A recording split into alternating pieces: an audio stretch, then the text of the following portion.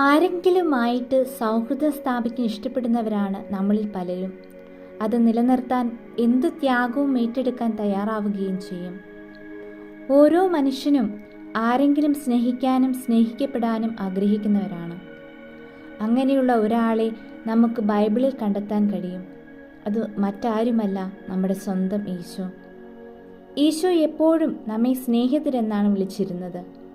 ഈശോയും സൗഹൃദത്തിന് നൽകിയിരുന്ന വില നമുക്ക് ചിന്തിക്കാവുന്നതിലും വലുതാണ്.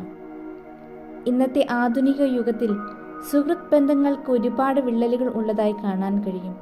എന്നാൽ ക്രിസ്തു കാണിച്ചു തന്നത് ഏതു പ്രശ്നങ്ങൾക്കിടയിലും കൂടെയായിരിക്കുന്ന സ്നേഹമാണ്. ആ സ്നേഹത്തിൽ അവൻ ശത്രുവിനെ പോലും മിത്രമാക്കി മാറ്റി. ഒറ്റിക്കൊടുക്കുന്നവൻ യൂദാസാണെന്ന് അറിഞ്ഞിട്ടും അവനെയും തൻ്റെ സുഹൃത്ത് ബന്ധത്തിലേക്ക്, ശിഷ്യത്വത്തിലേക്ക് വിളിച്ചു.